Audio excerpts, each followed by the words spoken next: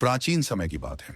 उज्जैनी के प्रतापी सम्राट राजा विक्रमादित्य अपनी न्यायप्रियता, वीरता और अद्भुत बुद्धिमत्ता के लिए पूरे आर्यावर्त में प्रसिद्ध थे। वे न केवल एक महान योद्धा थे, बल्कि रहस्यों को सुलझाने में भी अद्वितीय थे। एक दिन राजसभा में एक अज्ञात साधु आया।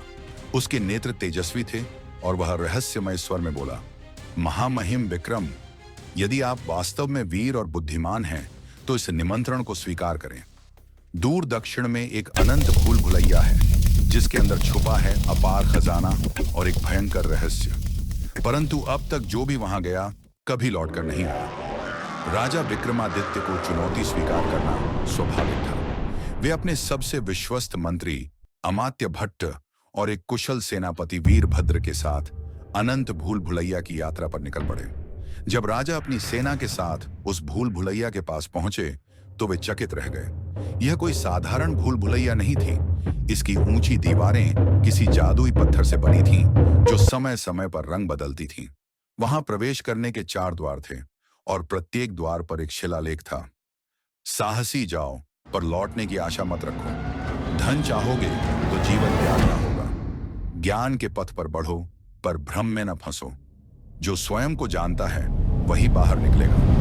राजा विक्रमादित्य ने गहरी सोच विचार के बाद तीसरा द्वार चुना। जैसे ही वे भीतर प्रवेश किए, दीवारें अपने आप हिलने लगी, मार्ग बदलने लगे। हर गलियारे के अंत में एक नई पहेली होती थी। पहली पहेली, एक जलधारा थी, लेकिन उसकी छाया नहीं पड़ती थी। राजा ने समझा कि वह जल नहीं, बल्कि बहता हुआ पारा था। दूसरी पहेली, एक विशाल कक्ष में केवल 2 दीपक जल रहे थे, लेकिन उनमें से कौन सा असली था? विक्रमादित्य ने देखा कि एक दीपक की लौ हिल रही थी, जबकि दूसरे की स्थिर थी। उन्होंने बुझाकर देखा, असली दीपक हीरे का बना था। तीसरी पहेली, उनके सामने एक दरवाजा था, जिस पर लिखा था, यदि तुम सच्चे हो तो आगे बढ़ो, यदि असत्य हो तो यहीं रहो। राजा विक्रमादित्य ने बिना हिचकिचाए दरवाजा खोल दिया और देखा कि वे सीधे भूल भुलैया के केंद्र में पहुंच चुके थे। यहां वे एक वृद्ध संत को ध्यान में लीन देख सकते थे। उनके सामने अपार स्वर्ण और रत्नों का भंडार था।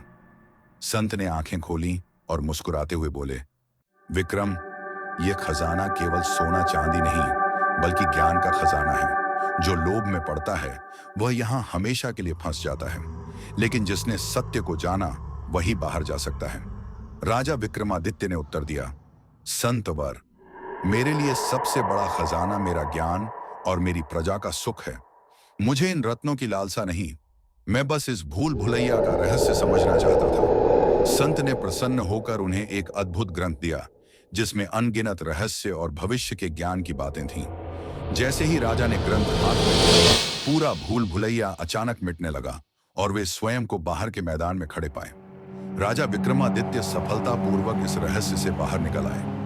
उन्होंने अपने ज्ञान और समझ से यह सिद्ध कर दिया कि सच्चा खजाना धन नहीं, बल्कि बुद्धि और विवेक है। सिर्फ बल से नहीं, बुद्धि से भी हर भूल भुलैया का हल निकाला जा सकता है।